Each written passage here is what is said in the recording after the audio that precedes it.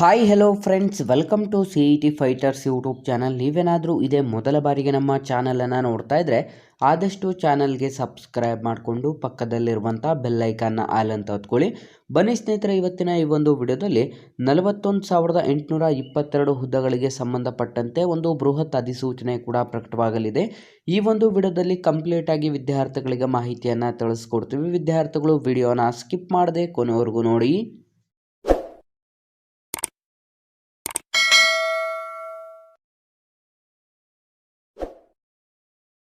ಇಲ್ಲಿ ಕಾಣಿಸ್ತಾ ಇದೆ ನೋಡಿ, ಇಲಾಖೆ ಹೆಸರನ್ನು ನೋಡಿದ್ರೆ ಆರ್ಮಿಯಲ್ಲಿ MES ನೇಮಕಾತಿ 2024ರ ನೇಮಕಾತಿ ಅಧಿಸೂಚನೆ ಆಗಿದ್ದು, ವಿವಿಧ ಹುದ್ದೆಗಳಿಗೆ ಅಧಿಸೂಚನೆ ಹೊರಡಿಸಲಾಗಿರುತ್ತೆ. ಒಟ್ಟು ಇಲ್ಲಿ 41,822 ಹುದ್ದೆಗಳಿಗೆ ಅಧಿಸೂಚನೆಯನ್ನು ಹೊರಡಿಸಲಾಗಿದ್ದು, ಈ ಒಂದು ಹುದ್ದೆಗಳು ಸಂಪೂರ್ಣ ಗ್ರೂಪ್ ಸಿ ಹುದ್ದೆಗಳ ನೇಮಕಾತಿ ಅಧಿಸೂಚನೆ ಕೂಡ ಆಗಿರುತ್ತೆ.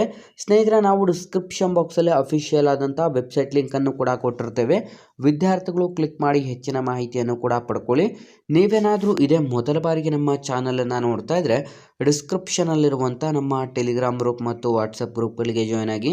ನೀವೇನಾದರೂ village accountant, PDO, BMTC, group C, police ಇಲಾಖೆ, SDFD ಮತ್ತು ಇನ್ನಿತರ ಸ್ಪರ್ಧಾತ್ಮಕ ಪರೀಕ್ಷೆಗಳ ಎಕ್ಸಾಮ್ ಪ್ರಿಪರೇಷನ್ ಮಾಡ್ಕೋತಾ ಇದ್ದರೆ ಇಂದ ಡಿಸ್ಕ್ರಿಪ್ಷನಲ್ಲಿರುವಂಥ ನಮ್ಮ ಪೊಲೀಸ್ ಫೈಟರ್ಸ್ ಯೂಟ್ಯೂಬ್ ಚಾನಲ್ಗೆ ಸಬ್ಸ್ಕ್ರೈಬ್ ಮಾಡ್ಕೊಳ್ಳಿ.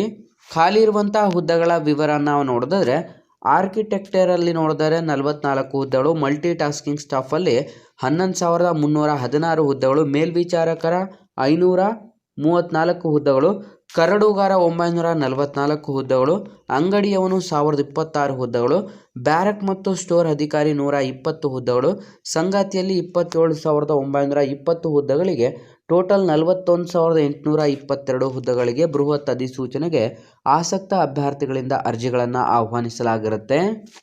ಬೇಕಿರುವಂಥ ಒಂದು ವಯಸ್ಸಿನ ಮಿತಿಯನ್ನು ನೋಡಿದ್ರೆ ಕನಿಷ್ಠ 18 ವರ್ಷದಿಂದ ಗರಿಷ್ಠ 25 ವರ್ಷದ ಒಳಗಡೆ ಇರಬೇಕಾಗುತ್ತೆ.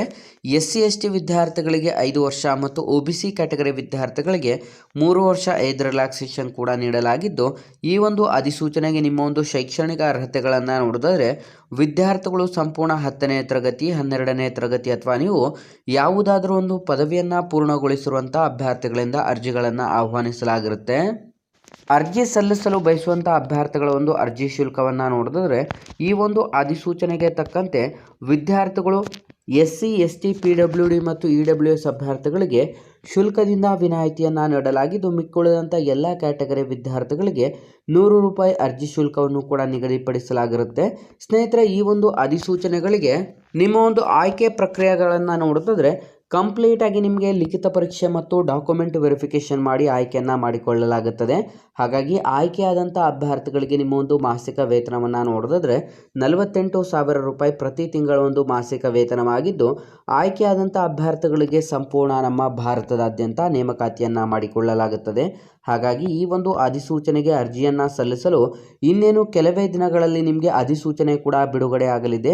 ಹಾಗಾಗಿ ಅಭ್ಯರ್ಥಿಗಳು ಅರ್ಜಿಯನ್ನು ಸಲ್ಲಿಸಲು ಇನ್ನು ನೀವು ಸ್ವಲ್ಪ ದಿನ ಕಾಯಬೇಕಾಗುತ್ತೆ. ಸ್ವಲ್ಪ ದಿನದ ನಂತರ ನಿಮಗೆ ಈ ಒಂದು ಅಧಿಸೂಚನೆಗಳಿಗೆ ಆನ್ಲೈನ್ ಅಪ್ಲಿಕೇಶನ್ ಲಿಂಕನ್ನು ಕೂಡ ಅನೌನ್ಸ್ ಮಾಡಲಾಗುತ್ತದೆ ಅಂತ ಇದೀಗ ಅಧಿಕೃತ ಮಾಹಿತಿ ಕೂಡ ಲಭ್ಯವಾಗಿದೆ.